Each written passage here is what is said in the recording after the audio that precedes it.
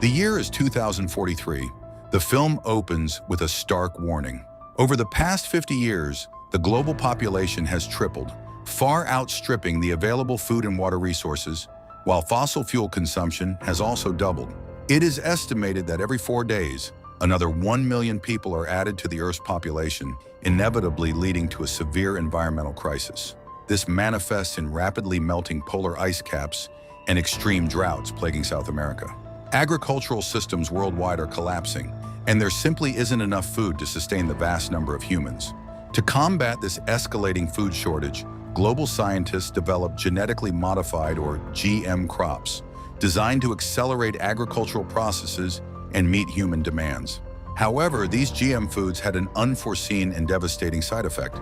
They drastically increased human fertility rates, leading to an unprecedented population explosion marked by a surge in multiple births, particularly twins.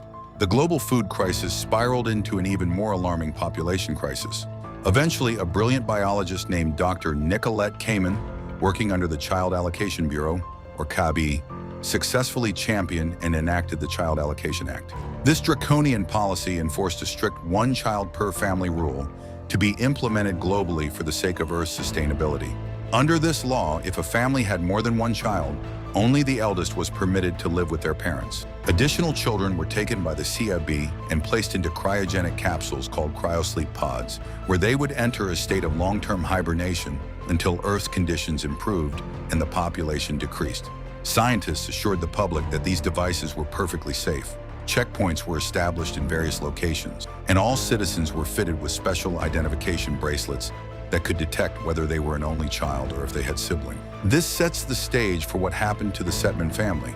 A woman had just died after giving birth to 7 identical twin girls. The deceased woman's father, Terence Setman, made the courageous decision to raise these 7 grandchildren himself without reporting 6 of them to the authorities. He absolutely refused to allow 6 of his 7 granddaughters to be placed into cryosleep pods. Adding to the complexity, Terence had not spoken to his daughter for a long time and thus had no idea who the father of the septuplets was. Fortunately, the hospital staff remained silent, only advising Terence to be extremely cautious while raising them. Terence then named the girls after the days of the week: Monday, Tuesday, Wednesday, Thursday, Friday, Saturday, and Sunday, who would collectively be known as the Setman siblings. Terence not only raised his 7 granddaughters, but also educated them with strict discipline. Among them, Friday proved to be the most intelligent. To ensure their safety and secrecy, Terence also created a secret room hidden behind a large mirror, which could be moved automatically by a button located on one of the bookshelves. They frequently practiced simulations of hiding inside this room, and Terence had cleverly modified their beds so they could fold up and become part of the back of the bookshelves, further concealing their existence. On the night before their first day of school, Terence meticulously crafted 7 identical identity bracelets. He then held a crucial briefing with his 7 granddaughters. He explained that each of them was only permitted to leave the apartment on the day corresponding to her name. Inside their home, they were free to be themselves, express their individuality, and dress as they pleased. However, outside, they had to adopt a single uniform appearance and identity, namely Karen Setman, the name of their deceased mother. Since the next day was Thursday would be the first to go out, heading to school with Terence. A hidden camera was always attached to their clothing. After a full day of activities, all the sisters had to diligently review video recordings of everything their venturing sibling had done and experienced, ensuring they maintained their shared identity. Day by day, they continued this elaborate deception. Each of the Setman siblings developed their own hobbies and routines. One day, Thursday, bored with being confined to the apartment, dared to sneak out through the window intent on skateboarding. This was on a Saturday, a day when she was not permitted to be outside. Terence became frantic, searching for her. Not long after, a knock came at the apartment door. Initially, Terence feared it was CAB agents, but to his horror, it was Thursday. Her left index fingertip severed from a fall during her skateboarding escapade. Since childhood, Thursday had always been rebellious and openly detested her existence, often wishing she had never been born. Because Thursday had lost her fingertip, Terence realized with dread that the other 6 sisters had to suffer the same fate to maintain their physical uniformity. Thus, Terence was grimly forced to administer local anesthesia and then, using a heated butcher knife, amputate the left index fingertips of his 6 other granddaughters. He reminded them that every action one of them took affected the others, and what happened to one happened to all. In a grim fast-forward, 30 years later, in the year 2073, the resourceful Terrence Setman had passed away. However, thankfully, the Setman siblings were alive and well, having successfully navigated 3 decades of their elaborate charade. By this time, they were all employed at a large bank. On this particular day, as Sunday was on her way home to the apartment, she smoothly passed through security as the system correctly read her identity as Karen Setman. Sunday then witnessed several KAB agents dragging away a small girl. It had just been discovered that the mother had been concealing her second child. Sunday felt a surge of emotion, witnessing the cab's increasingly arbitrary and cruel actions. Before heading home, Sunday purchased a piece of meat, paying not with cash, but by scanning her identity bracelet. Upon arriving at the apartment, Sunday also had to scan her bracelet at the building's entrance, sending her identity data directly to the apartment guard's computer and also to the government system. This wasn't just at the building's main entrance. Every individual apartment unit also had a retinal scanner that everyone had to use for the door to open. After a long day, Sunday removed her makeup and prepared dinner for her 6 sisters. They all gathered for their evening meal, and now with their individual makeup removed, the Setman sisters displayed their distinct appearances. Sunday showed them the day's recording, which depicted an angry crowd confronting cab agents who were forcibly dragging away a young girl. The agents, it seemed, were growing bolder, emboldened by Dr. Nicolette Cayman's recent candidacy for a seat in the country's parliament. As usual, Thursday, ever the rebel, voiced her opinion, suggesting there was no harm in surrendering and entering cryosleep. She declared herself utterly fed up with her life as Karen Setman for the past 30 years, confined to leaving the apartment only once a week. She lamented her inability to marry the man of her dreams, to truly be herself, believing they were destined to continue their disguise until their deaths. This led to an argument with Monday, their eldest sister, who was considered the wisest among the 7. Emotional and frustrated, Thursday eventually retreated to her bed, expressing her growing sentiment that cryosleep might not be such a bad idea after all, admitting her disgust with the constant masquerade of Miss Karen Setman and the notion of being Karen from cradle to grave.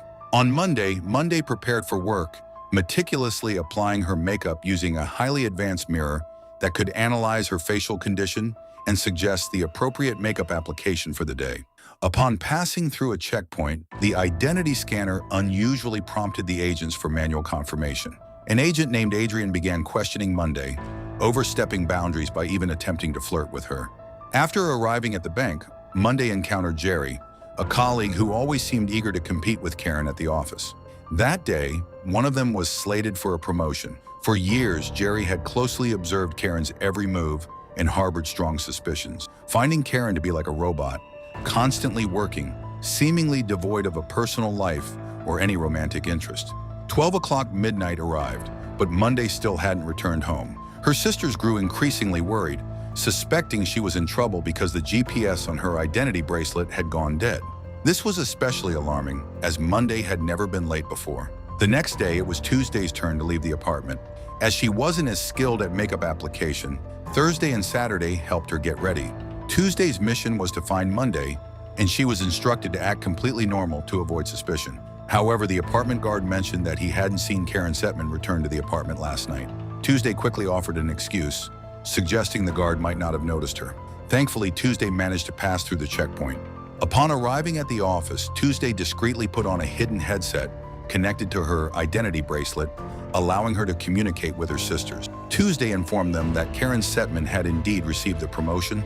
Thursday then urged her to remain focused on finding clues, checking the calendar, computer, or anything else she encountered to locate Monday.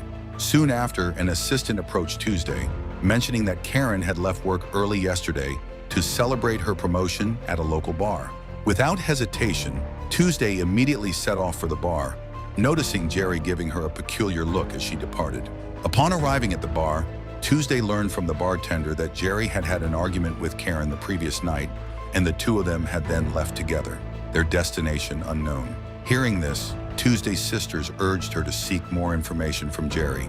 However, before she could act, Tuesday was suddenly intercepted by CAB agents, Joe and his partner. Her identity bracelet was immediately deactivated, cutting off her communication with her sisters. She was then swiftly taken to the CAB office for interrogation.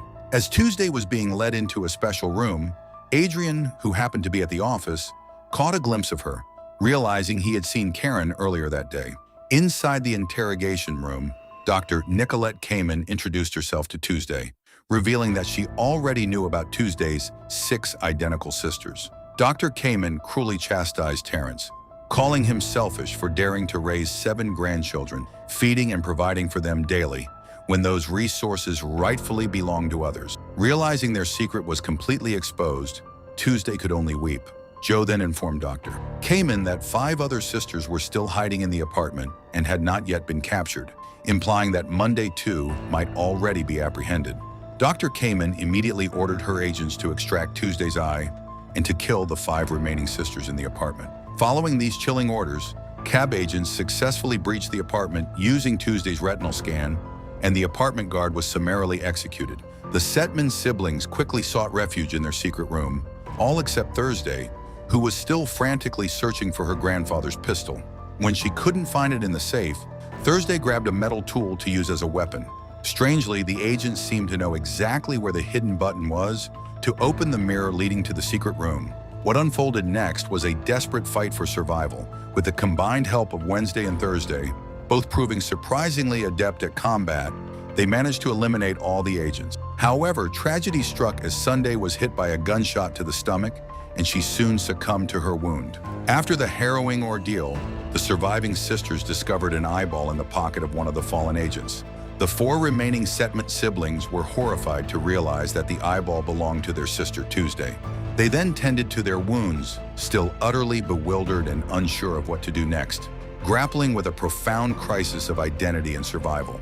Meanwhile, at the CAB office, Dr. Nicolette Kamen was observing children in a waiting room, all awaiting their turn to be placed into cryosleep pods. Joe then reported to her that the mission to kill the Setman sisters had failed. However, Dr. Kamen, unperturbed, commanded Joe to prioritize killing Jerry first. She revealed that Jerry possessed information about her that could jeopardize her position as a parliamentary candidate, sternly warning Joe not to underestimate the situation. The next morning on Wednesday felt a profound disregard for her Karen Setman identity. Her resolve firm, she decided to go to Jerry's residence to search for clues about Monday's disappearance.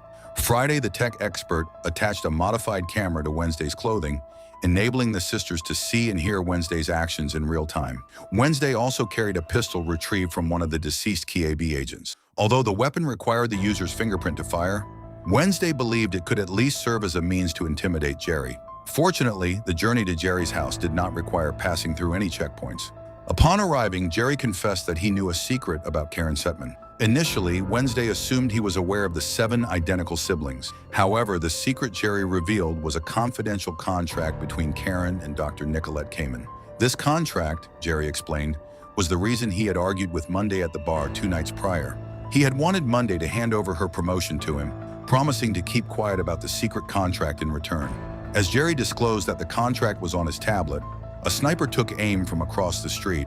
Suddenly, Jerry was shot dead. The sniper continued to target Wednesday. Friday desperately tried to guide Wednesday to escape, but to no avail, as Joe had already dispatched other agents to raid the apartment. Cornered in a bathroom, Wednesday fought back, managing to overpower one CAB agent. Swiftly, she severed the agent's finger, using its print to fire the weapon. Wednesday quickly transferred the confidential contract data to Friday's computer. Friday advised Wednesday to escape by jumping into a dumpster, located directly below the bedroom window. As Wednesday leaped, the dumpster, unexpectedly, was empty. Despite the pain from the fall, she had to run, as Joe's other operatives were closing in. Friday directed Wednesday into a building filled with homeless people, who immediately obstructed the pursuing agents, fueled by their own deep-seated hatred for the CAB. Wednesday continued her desperate escape from Joe's partner and the other CAB agents, who showed no hesitation in shooting civilians who blocked their path. Friday guided Wednesday to the rooftop, hoping for a clear escape route. Meanwhile, back at the apartment, a sudden knock at the door revealed CAB agent Adrian. Saturday cautiously opened the door, intending to find out what Adrian wanted, while Thursday and Friday hid, forced to temporarily cut off communication with Wednesday. Adrian was visibly surprised by Saturday's appearance, as the Karen he knew always dressed as a corporate woman. Adrian's purpose in coming was his genuine concern for Karen, whom he had previously seen being taken into cab custody.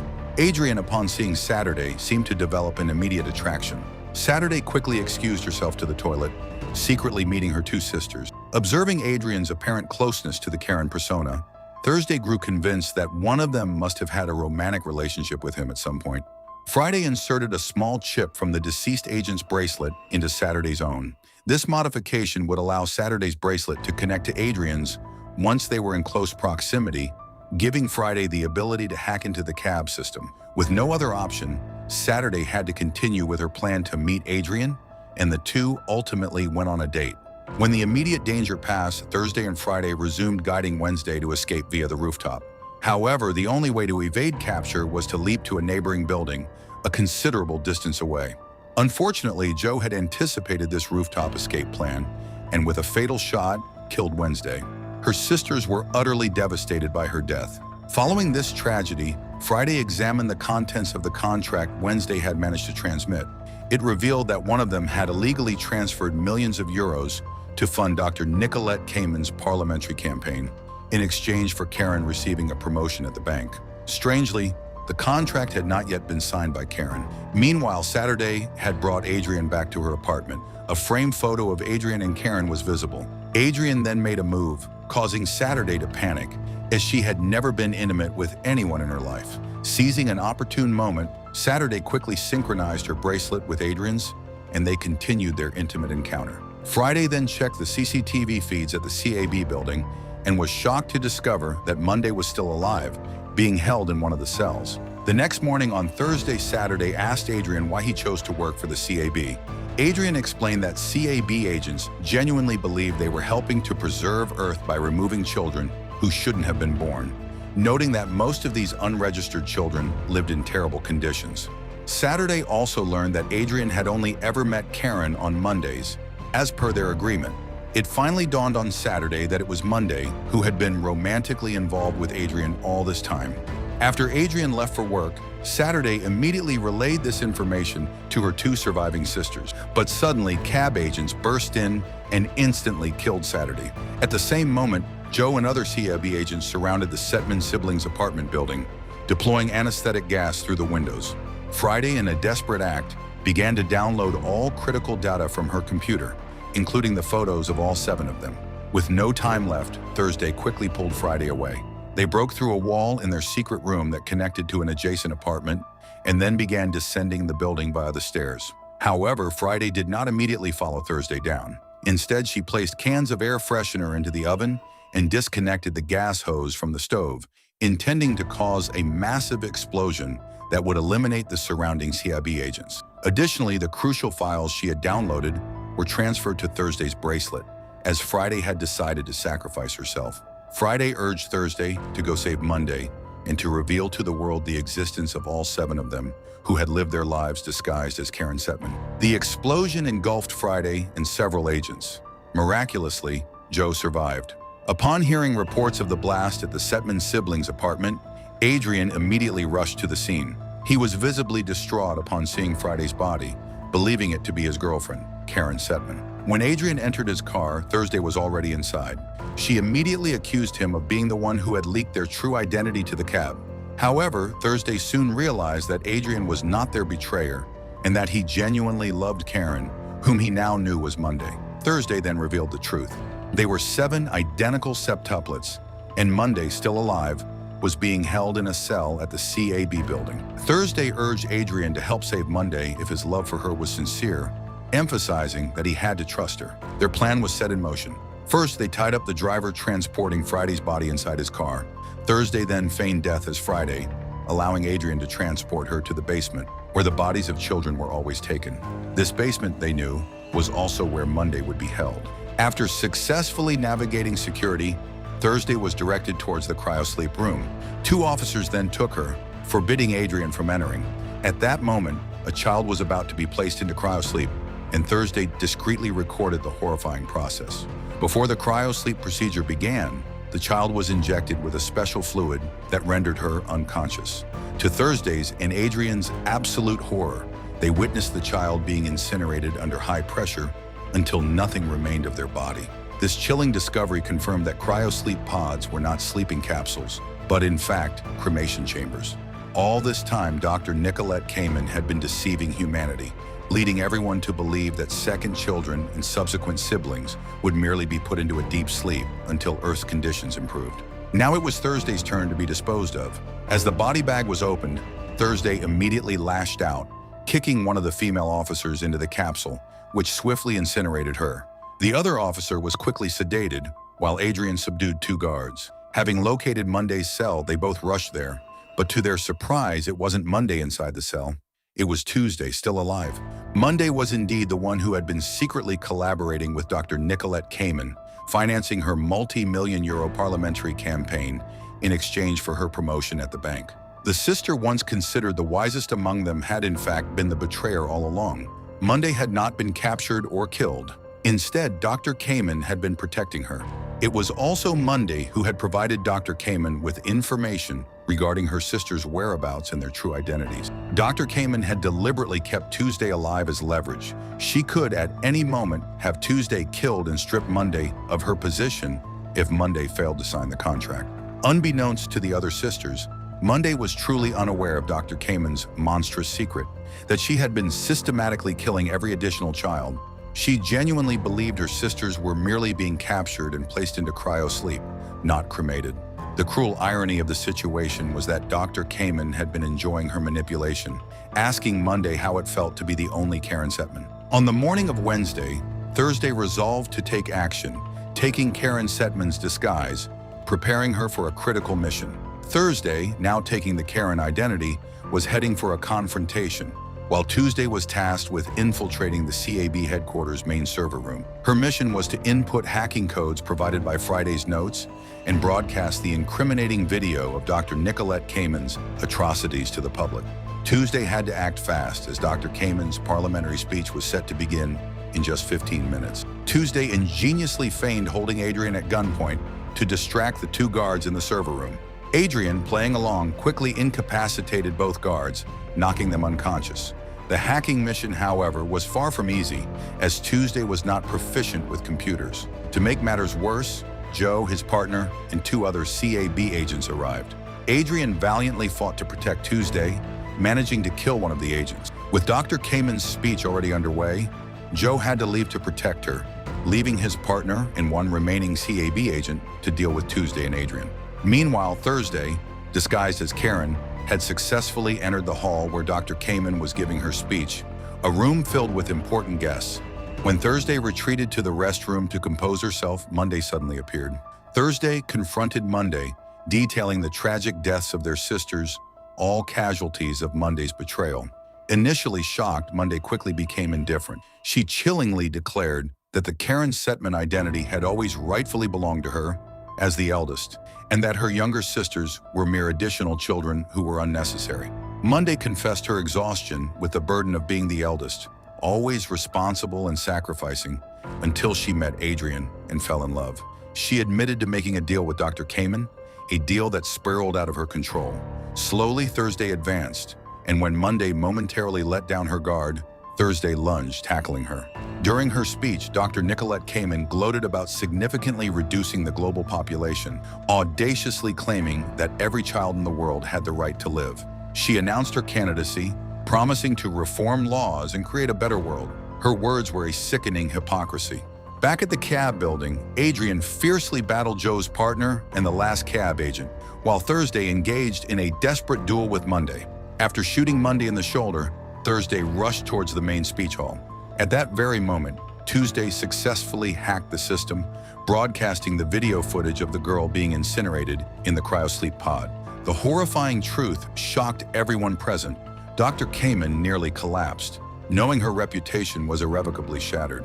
She frantically screamed that her actions were for the good of the world, and that those children were forced to die to prevent suffering. However, the crowd's gazes were now filled with seething rage. An enraged Dr. Kamen lunged at Thursday. Just then, Monday, surprisingly still alive, appeared with a pistol. Joe, mistaking her for Thursday, immediately shot Monday. Adrian, having arrived, swiftly shot Joe. In her dying moments, Monday, bleeding out, whispered to Thursday her promise to protect the two twin babies she was carrying, Adrian's children. Thursday vowed to always protect them. Days after the cryosleep video went viral, riots erupted across global federations, forcing the repeal of the Child Allocation Act. Hundreds of children held captive by the CAB were thankfully freed, and countless pregnant women emerged from hiding. Meanwhile, Dr. Nicolette Kamen was sentenced to death for her heinous crimes.